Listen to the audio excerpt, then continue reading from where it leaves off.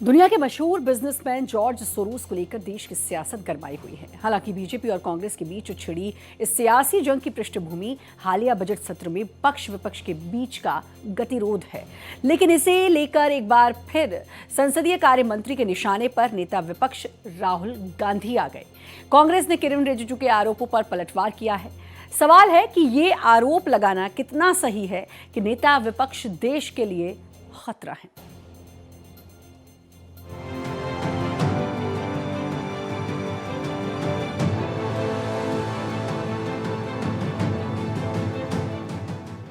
अभी ना तो संसद का सत्र चल रहा है, ना ही कोई सियासी संग्राम छिड़ा है, लेकिन एक तरह से इस राजनीतिक चुप्पी को तोड़ते हुए संसदीय कार्य मंत्री किरण रिजिजू ने एक बार फिर विपक्ष के नेता पर तीखे हमलों की छड़ी लगा दी है। दरअसल एक इंटरव्यू में जब उनसे बजट सत्र में लोकसभा की कार्यवाही सुचारू न चल पाने को लेकर सवाल किया गया, तो अपनी जिम्मेदारियों पर हुए सवाल का रुख उन्होंने राहुल गांधी की तरफ कर दिया और उन पर बेहद गंभीर आरोप लगाते हुए राहुल गांधी को भारत की सुरक्षा के लिए सबसे खतरनाक व्यक्ति करार दिया है। दरअसल जॉर्ज सोरोस को लेकर बीजेपी और कांग्रेस के बीच राजनीतिक विवाद तेज है।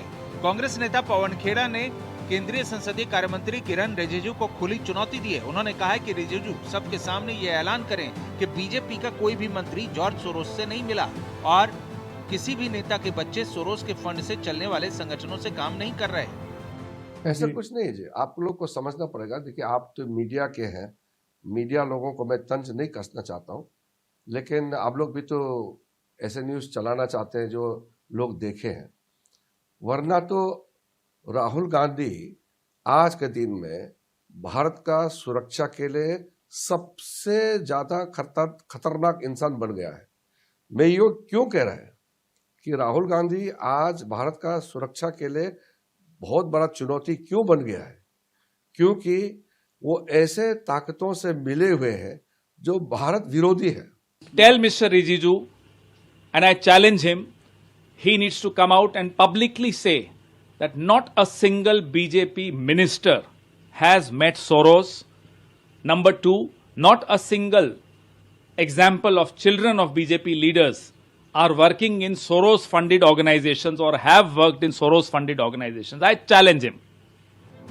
बीजेपी का सीधा आरोप है कि राहुल गांधी उन लोगों के संपर्क में है जिन्होंने भारत की चुनी हुई सरकार को गिराने के लिए $1 ट्रिलियन का फंड बनाया है। विदेशी धरती से भारतीय सेना, न्यायपालिका और चुनाव आयोग पर सवाल उठाना, क्या ये लोकतंत्र को बचाने की लड़ाई है या देश की साख को गिराने की साजिश? रिजिजू ने आरोप लगाया कि राहुल गांधी कनाडा, अमेरिका और ब्रिटेन में सक्रिय उन ताकतों के साथ सुर मिला रहे हैं जो भारत को टुकड़ों में देखना चाहती है। जबकि एप्स्टीन फाइल को लेकर राहुल के आरोपों को रिजिजू ने जहां खारिज कर दिया, उसे बेबुनियाद बताया, वहीं पवन खेड़ा ने एप्स्टीन फाइल को लेकर हरदीप पुरी पर लगाए सवालों को ठोस बताते हुए कहा कि सरकार इससे भागने की पूरी एक्सरसाइज कर रही है लेकिन नाकाम है। देखिए, पहले तो आप सोचिए राहुल गांधी को लोग सीरियस क्यों नहीं लेते, बिना तथ्य के बात करते हैं।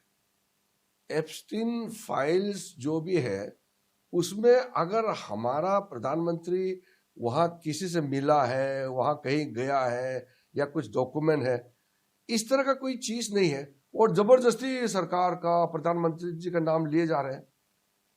इससे ज्यादा हताश, निराशा कहां आप देखने को मिलेंगे? अब ये मूर्खता जो है बीजेपी में ही दिख सकती है आपको। 2 दिन पहले भी इन्होंने ये मुद्दा उठाने की कोशिश की थी। ये एक ऑपरेशन सेवपुरी चल रहा है पुरी जी को बचाने के लिए, तो सेवपुरी के चक्कर में ये अपनी भेलपुरी बनाए जा रहे हैं।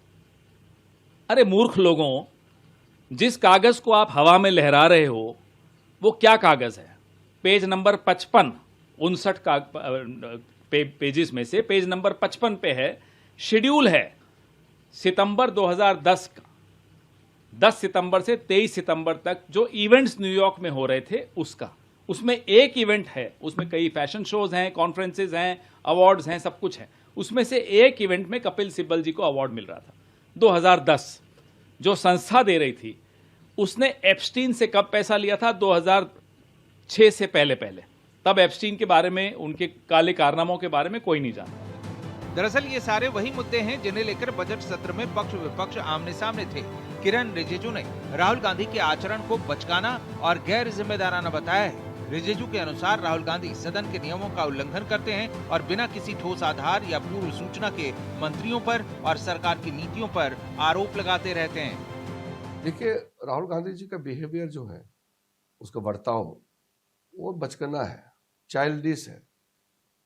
वैसे नहीं कर सकते, क्योंकि लीडर ऑफ ऑपोजिशन एक जिम्मेदारी के साथ अपना व्यवहार को प्रकट करना चाहिए, क्योंकि नेता प्रतिपक्ष होने के नाते आप संपूर्ण विपक्ष का एक आवाज भी है।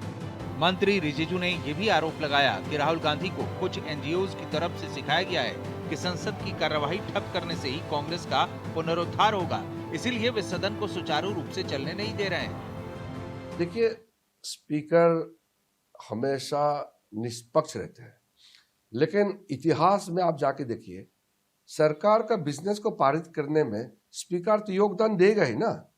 अगर बिजनेस पारित नहीं होगा तो देश कैसे चलेगा? तो स्पीकर का तो काम ही है सदन को चलाना, बिजनेस पारित करना और साथ साथ ऑपोजिशन एमपीज को भी बोलने का पूरा मौका देना। यही तो होता है। लेकिन एक चीज में अटक जाएंगे, यही बोलेंगे जो रूल में नहीं है फिर भी बोलेंगे, तो स्पीकर क्या कर सकते हैं?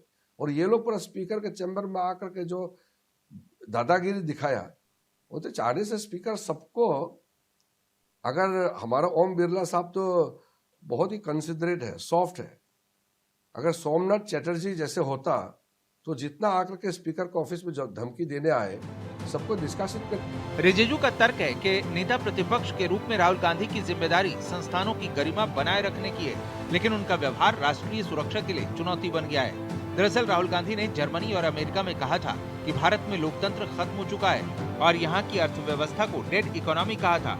उनके ऐसे बयानों की वजह से विपक्ष और सरकार के बीच संबंधों का सबसे खराब दौर जारी है, लेकिन नेता प्रतिपक्ष को सीधे तौर पर देश के लिए खतरनाक बताना अब तक की सियासत में संसदीय परंपरा का बेहद हैरान करने वाला चैप्टर है। Bureau report, Bharat express.